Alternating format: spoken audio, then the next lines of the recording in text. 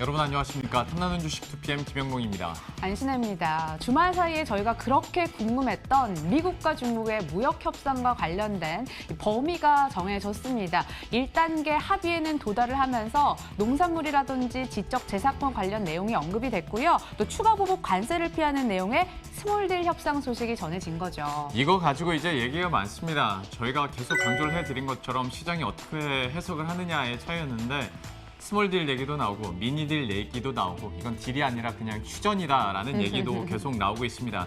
그만큼 시장에서는 좀 뜨뜻미지근한 반응으로 해석을 하고 있긴 하지만 숫자만 보면 그래도 오르잖아요.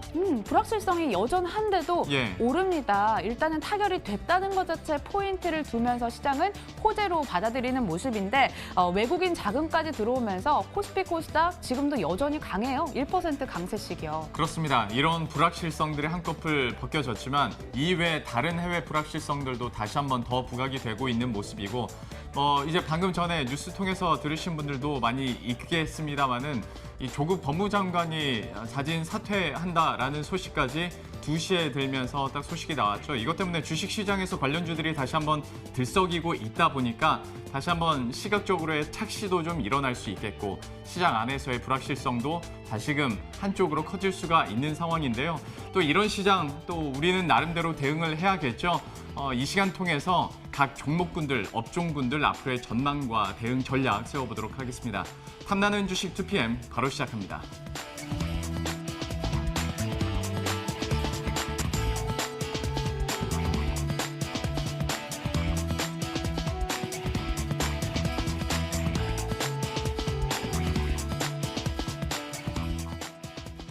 예, 각 키워드 통해서 그러면 지금 시장에서의 주요 이슈들, 분위기들 살펴보도록 하겠습니다.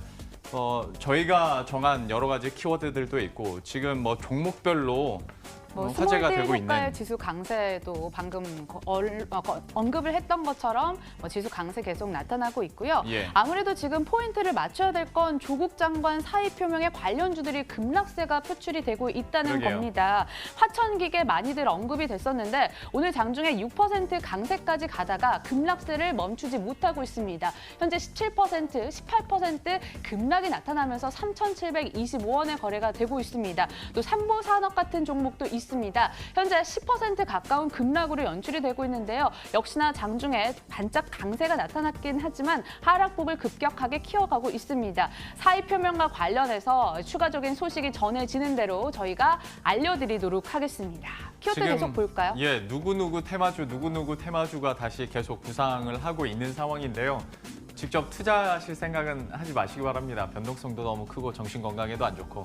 저희가 원래 준비했던 그러면 키워드들과 그 이슈들 체크해 보도록 하겠습니다. 주식시장에서 예. 오늘 너의 의미가 정말 중요할 것 같습니다.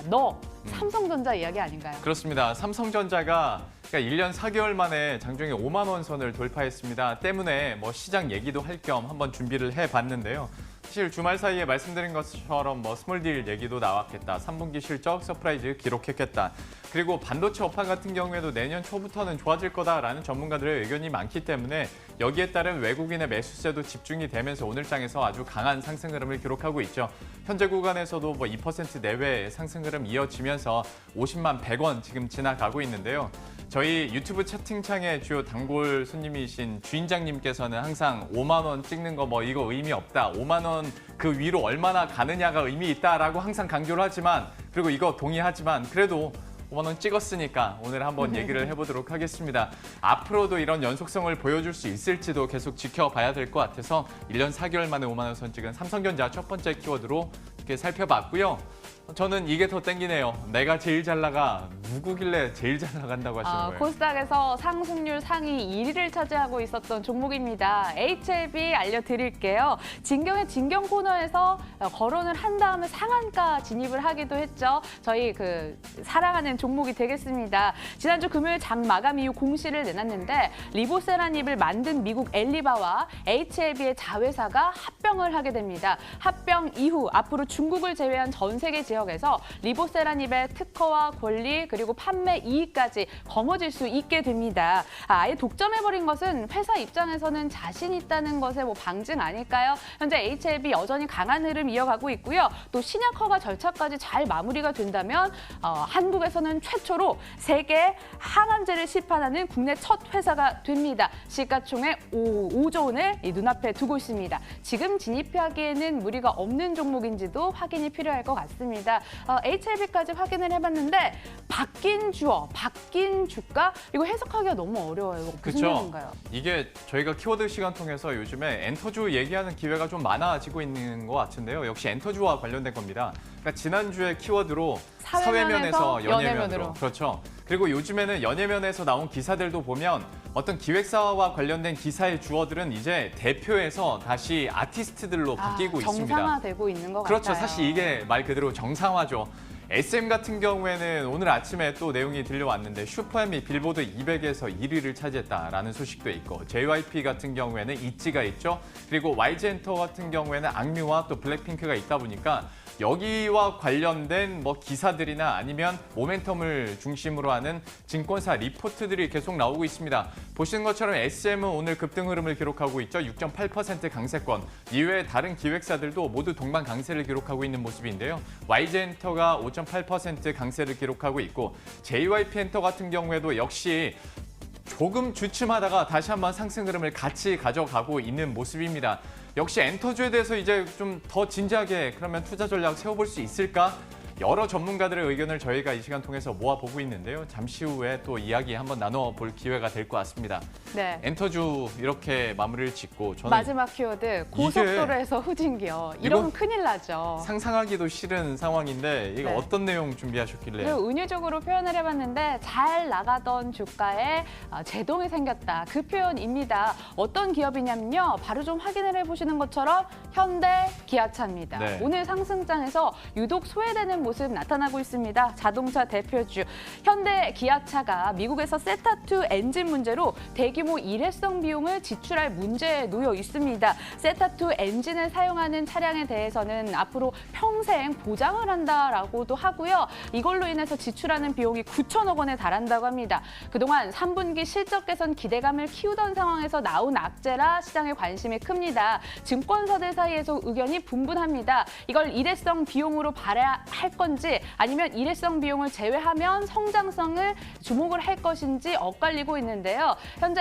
현대차는 2.78% 내림세 12만 2,500원 선에 거래가 되고 있고요. 기아차 역시 비슷한 흐름으로 2.50% 내림세 4만 900원, 4만 원 선에 딱 걸쳐 있는 모습입니다. 과연 이 사안을 어떻게 해석을 해야 될까요? 2시에 전문가와 함께 모시고 또 어떤 해석을 내리고 있는지 나머지 종목에 대한 뷰까지 들어보겠습니다.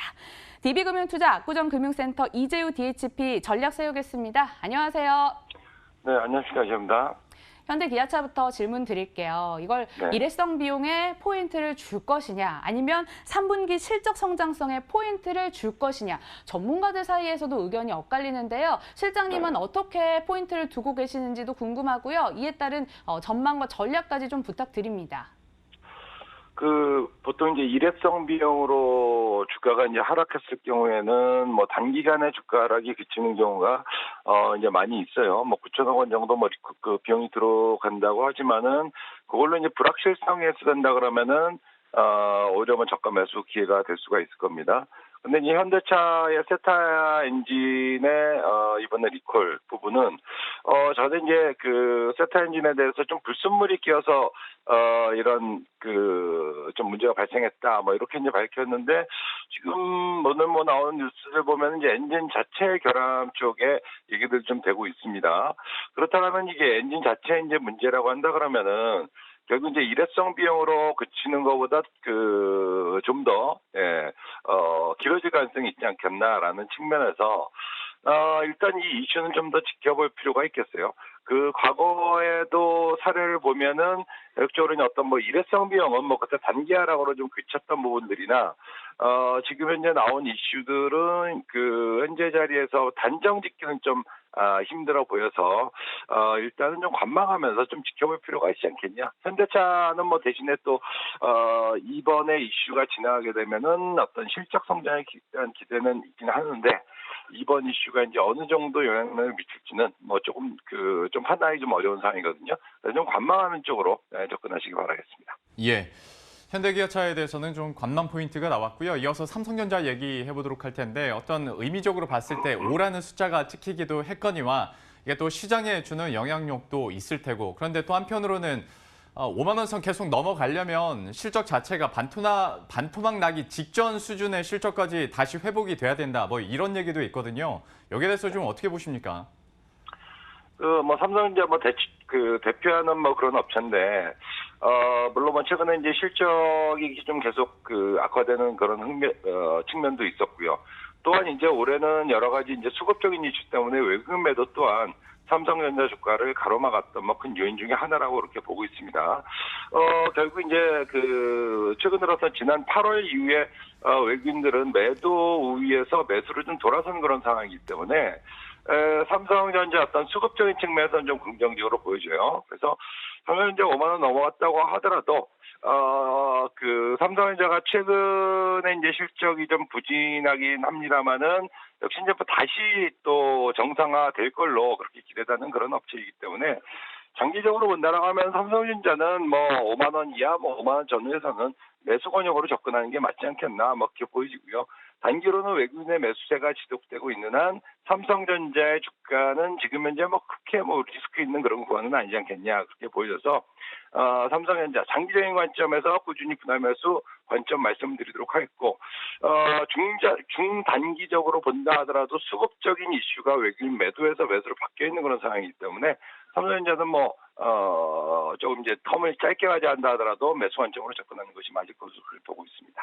뭐 단기적, 중장기적 모두 매수 관점으로 말씀을 해주셨습니다. 삼성전자에 대한 뷰 들어봤고요. HLB에 대한 질문도 드리도록 하겠습니다. 뭐 3개월 만에 주가가 500% 가까이 상승했습니다. 약 6배 상승했다는 의미이기도 한데 합병 소식으로 인해서 그 폭을 더 키우네요. 이렇게 되면 신규 매수하시기에 정말 부담스러운 자리일 것 같습니다. 결국 HLB는 보유자의 영역인가요? 그렇죠. 지금 현재 사실 그동안에 제약바이오가 어마어마한 뭐 하락과 뭐 여러 가지 악재들에 시달렸었는데 HLB가 대표적으로 이제 제약바이오 심리를 좀 개선시키는데 뭐 일조를 하고 있습니다. 근데 다른 종목들, 다른 바이오 업체들의 주가 상승폭에 비하면은 뭐 굉장히 어마어마한 뭐 상승을 보였죠.